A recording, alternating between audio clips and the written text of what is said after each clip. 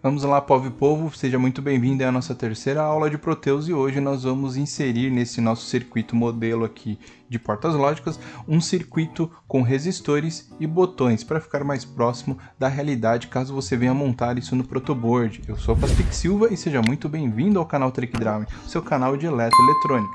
Então vamos lá, primeiro, é o mesmo exemplo das outras duas aulas, nós vamos deletar aqui a nossa variável de saída e as nossas variáveis de entrada, e vamos comprar novos componentes, adquirir novos componentes. Então eu vou pressionar a letra P do teclado, ok? E o que eu vou fazer? Resistor, ele tem aqui o código, né, o keywords dele de res, tá? Então tá aqui, ó. E notem que não foi necessário inicialmente me preocupar com o valor deste componente, até mesmo porque é possível efetuar a troca dele lá na área de simulação do Proteus. Então vou clicar uma vez, ele já apareceu aqui para mim. Além disso, nós precisamos adquirir o LED. Então, no caso, para conseguirmos enxergar o LED funcionando, nós vamos digitar esse código aqui, Animated LED. E ele apresenta alguns modelos, seja que algum deles possui duas cores, né? Então eu vou pegar aqui esses que são apenas de uma cor e ele me apresenta 4 cores, né? Azul, verde, vermelho e amarelo. Vou pegar aqui o vermelho, tá? Clico 2 vezes, ele aparece aqui também. E nós precisamos agora da variável de entrada, ou melhor, das variáveis de entrada. Eu normalmente, com os meus alunos, acabo utilizando esse cara aqui, que é o SW-SPDT. Tá? E pego esse daqui. Por que não esse de baixo? Porque aqui ele se comporta como um interruptor pulsador. Então na hora que você clica uma vez, ele muda o contato. Na hora que você solta o botão do mouse, ele volta para a posição de repouso. Então é como se ele tivesse uma molinha. Tá? Para nós, nesse momento, não é muito viável, não ajuda muito. Então eu vou pegar aqui e adquirir esse penúltimo item, ok? Tá? 2 vezes, ele aparece aqui. Ok, vou aqui confirmar que eu não quero comprar mais nada e vamos efetuar a montagem. Então, vou pegar esse cara, clico uma vez aqui e eu quero fazer o seguinte, inicialmente eu preciso rotacionar esse elemento. Então, enquanto ele está dessa forma atrelado ao cursor do mouse, eu posso pressionar o botão de mais e menos do teclado da parte numérica e ele vai rotacionar, tá? O mais em horário, enquanto o menos em sentido anti-horário, ok? Mas a ideia é deixar esse lado aqui, o comum, para a direita e os dois outros polos para a esquerda. Então vou clicar ele para cá. Já posso até fazer uma ali. Ah, não, ainda não. Vou fazer a mesma coisa agora, vou copiar esse elemento, vou fazer o seguinte, clicar ele aqui, pôr mais para baixo, tá? Vou pegar a porta lógica e puxar mais para cá. Beleza, e agora o que acontece? Vou puxar o X para cá e o Y para cá. Vamos tirar essas informações, lembrando que nós não podemos deletar, mas sim ocultar. Se eu tentar clicar 2 vezes aqui, fica meio estranho, tá? Então o que eu posso fazer? Coloco o cursor do mouse uma vez e Ctrl E. Ele abre a janela, marco essas duas opções, ok? Aqui a mesma coisa, Ctrl E, marco as duas opções, pronto. Vamos fazer o que? Vamos colocar o resistor aqui em série com a saída. Então, clico uma vez ali, clico aqui e vou posicionar na frente. Ah, mas é um resistor de 10K. Vamos alterar. Como que nós alteramos ele? Clicamos em cima do componente, vai abrir essa janela e aqui vamos colocar um resistor de 100 ohms, por exemplo. Tá? Então aqui é bastante interessante também de observar que todo valor que seja abaixo de quilo, né, ou seja, 100 ohms, 200 ohms, qualquer valor que você for expressar na unidade básica, você não precisa colocar a unidade de medida. Então 100 ohms eu só coloco 100. Se eu vou digitar 1250 ohms, eu só vou digitar 1250.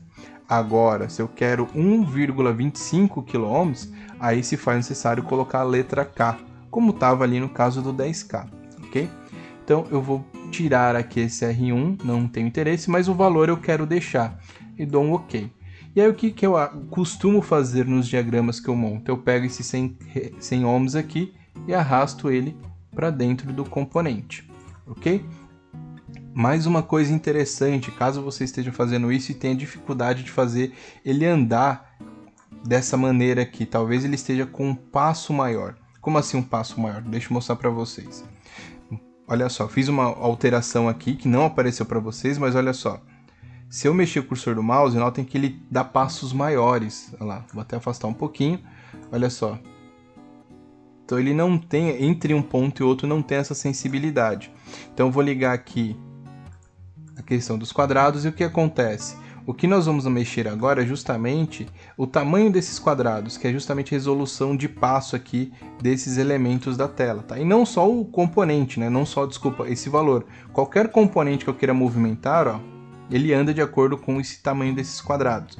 Você consegue fazer essa alteração pressionando F3 e olha aqui o quadrado como que vai ficar, ó. Já diminuiu bastante.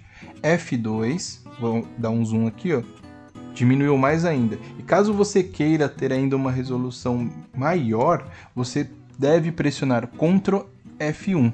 Então olha que agora o quadradinho ficou menor ainda, que era o que eu estava utilizando aqui na aula. Então caso você queira fazer um ajuste fino de alinhamento entre os componentes, você terá que mexer nessa resolução de passo aí, ok? Bom, feito isso daqui, vamos novamente pegar aqui o componente, arrastar para dentro do componente, né? O valor do componente na verdade. Colocar ele aqui, ok. Posso pegar ele, vou copiar para não ter que fazer alteração de novo, né? Feito uma vez já está ótimo. Beleza, e agora puxar esse cara aqui, isso aqui mais para frente. Vamos fazer as ligações, esse aqui para cá, esse aqui vem para cá. Ligações essa que nós já vimos aí na aula anterior, tá? E agora tem dois detalhes. Primeiro, quando eu estou trabalhando aqui com um botão, com uma variável de entrada, como é o caso aqui, nós precisamos ter potenciais, o potencial positivo e o potencial negativo. E onde nós encontramos isso? Aqui do lado, na esquerda, nós temos aqui os Terminals Mode, esse recurso aqui. Quando você clica nele, ele abre aqui alguns itens e dentre eles nós temos aqui ó, o Power e o Ground, tá? O VCC e o GND que a gente precisa. Então eu vou pegar o Power, vou colocar ele aqui e já vou interligar aqui os polos superiores dessa nossa chave. O mesmo, vou colocar esse Y para cá, ocorrerá aqui com o Ground, vou colocar ele aqui, tá? E vou puxar aqui o GND para esse cara e aqui também, ok? Então nós temos VCC e GND chegando aqui nas variáveis de entrada, né? Como variáveis de entrada aqui da porta lógica AND. Cabe a nós agora fazer a ligação aqui do resistor e do LED. Então como que nós vamos fazer isso? E caso você queira mudar aqui a tela, né? Arrastar a tela, você precisa clicar aqui no scroll do mouse uma vez e ele trava aqui esse recurso, que é como se fosse o recurso PAN do AutoCAD. Se você quiser também saber de AutoCAD, tem um curso completo CAD aqui no canto superior direito. Mas vamos lá. Vamos pegar novamente aqui o resistor, posso pegar até o mesmo, eu vou copiar, colocar ele aqui na frente, tá? E agora nós vamos aqui pegar o componente, mas cadê o componente? Ele não aparece mais aqui. Para isso você precisa clicar aqui no segundo item, o Component Mode. Ao clicar nesse que está embaixo da setinha preta, ele mostra para nós novamente todos os componentes que nós já adquirimos, nessas 3 aulas que nós temos até agora. E tá aqui, ó, cadê o resistor LED? Aqui, ó, LED. Lembrando que o LED ele tem anodo e catodo, ou seja, tem uma polaridade correta, tá? Não dá para ligar ele de qualquer jeito.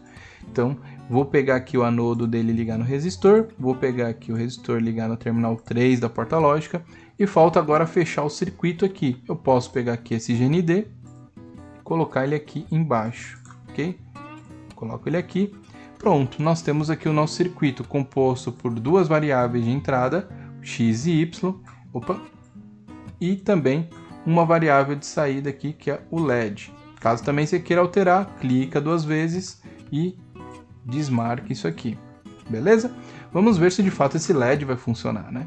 Então notem, ambas as variáveis estão em nível lógico 0, porque estão aqui no azul. Se eu pressionar uma delas, fica vermelho, ou seja, nível lógico 1. Se pressionar as duas, a saída vai para nível lógico 1 e, consequentemente, o LED acende. Então, igual o que nós fizemos na aula anterior, porém agora com o acréscimo de algo um pouco mais próximo da realidade, né? Colocando resistor, colocando chaves e também colocando aí um LED para efetuar a simulação, beleza? Se eu quiser medir corrente e tensão, por exemplo, se eu quiser utilizar um multímetro no Proteus, tem como fazer isso? Dá uma olhada aqui na nossa próxima aula. Falou e até daqui a pouco.